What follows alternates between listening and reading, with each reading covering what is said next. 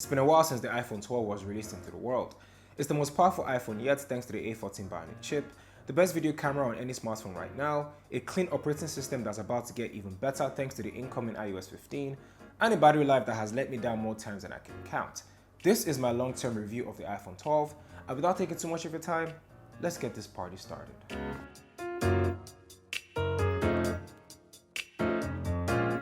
Hey guys, my name is KJOS, and if you're new here, this is where I talk about tech to help people make informed decisions.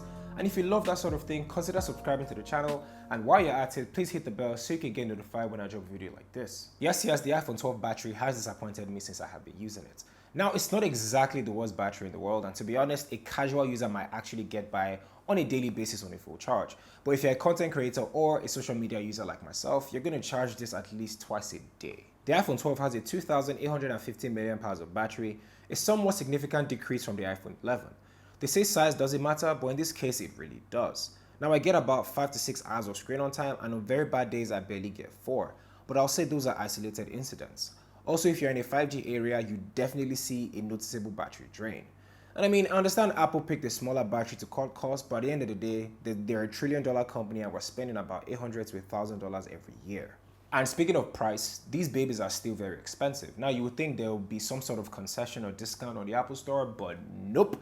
Still the same price on the Apple Store anywhere you go. The base price of the iPhone 12 is $799, and if you're in a country that needs it unlocked, you're going to be looking at $829. Now when you add extra memory, say 128 gig, it brings it to about 880. Now, if you don't want to go that route, you can always get a discount on Amazon or eBay. And also, I'll be dropping affiliate links in the description below. Please check it out if you want to support the channel, because I get a small commission on each one you buy. The design of the iPhone 12 is very reminiscent of the iPhone 5, and that gives me nostalgic vibes. The square box shaped design is a better design choice than the iPhone 11. Now, apart from it being a lot finer, it gives the phone a bit more grip when carrying it without a case. Sometimes you just want to carry your phone naked with no cases, and the iPhone 12 helps with that. It's very glossy at the back, and I'm not really a fan because I find myself cleaning the back of the phone a lot of the time. While the sides are a clean matte finish, the camera placement is the same as last year, and both wide angle and ultra wide are 12 megapixels. And it might look like it's the same from last year or 2 years ago, but there are a few upgrades, but we'll talk about the cameras later in the video. It has a flatter power button on the right side, while the volume buttons are on the left side. Now, it's not exactly my design choice, as I like all my buttons on one side of the phone, just like the Pixel 5.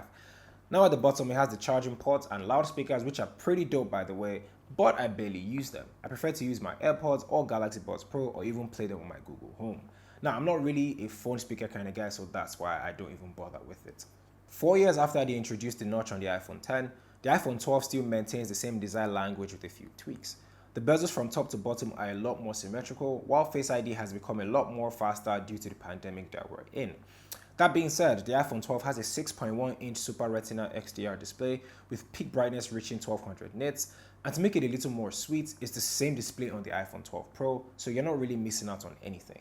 The display on the iPhone 12 is not perfect at all. As powerful as it is, it's still lacking the one thing that should have been added to the phone when it came out, and that is a high refresh rate, whether it be 90Hz or 120Hz.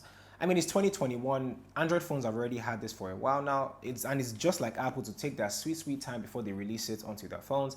I mean, they don't even have USB-C on their charger, so that should let you know how they are. I mean, I've used the Pixel 5, which has a 90Hz, I've used the Samsung Galaxy 21 Ultra, which has 120Hz, and the difference is very clear. Now, there were reports that the iPhone 12 Pro Max would have 120Hz, but Apple decided to forgo that. But I'm pretty sure with the iPhone 13 coming out in a couple of months, it should be added there. Now, I mean, I don't work at Apple, but at this point in time, I'm pretty sure they're going to add a high refresh rate in their iPhones. Nevertheless, watching YouTube videos, movies, and basically just scrolling through your phone is pretty satisfying. Now, if you haven't experienced a 90Hz screen before, you might not really care. Now, hand fatigue is very little, to be honest, and the phone is quite lightweight, coming up to 164 grams, and that is a lot less than the iPhone 11, which has 194 grams. With the performance, I'm pretty sure you already know what I'm going to say. The A14 bionic chip is the best in its class. It's fast, it's responsive, and has little or no lags whatsoever. It can literally take anything you can throw at it, and one of the best things about the phone is that it doesn't really have cooling issues, except when you're FaceTiming for so long or doing a particular task for a long period of time. Okay, let's talk about the cameras. The iPhone 12 has two cameras at the back, and that is the traditional wide-angle lens and an ultra-wide lens. Similar to the iPhone 11 that came out in 2019, but this time there are a few upgrades. For one, a new 7-element design with an f-stop of 1.6, and that is the largest on an iPhone yet. This improves low light by 27%, and when you add in smart HDR and deep fusion, it's a pretty powerful camera. The iPhone 12's main wide-angle lens takes probably one of the best pictures that are out there, and it's also comparable with what is out there, especially at that price point. When compared with, say, the Pixel 5, you will notice how the iPhone takes warmer pictures than the Pixel. They're a bit sharper and have more highlights. Like I said earlier, this is still the best video camera on any smartphone in the world right now, period. It has gone all out with 4K HDR recording as well as recording Dolby Vision video, but that can only be done in 30 frames per second. But until more devices support it, you're just better off turning it off. All in all, the experience is very smooth, the stabilization is great, colors look great, the auto-white balance and exposure are also great, and it just produces some of the best footage I have seen on a smartphone in a while. Okay, let's talk about iOS 14. The iPhone 12 launched with iOS 14, and 8 months later, it's held up pretty well as their operating systems always do. The new widget system was a great addition. Admittedly, it's not something I use, but it gave way to so many creative renditions on social media. Honestly, it's just a clean experience. The ecosystem makes productivity more fluid, the communication between my iPad, my iPhone, and AirPods is unparalleled, and with iOS 15 announced at WWDC, I can't wait to test out the beta version that comes out next month. I also love the fact that Apple still supports older devices on newer updates, like the iPhone 6s will get the new iOS 15, so that's pretty dope.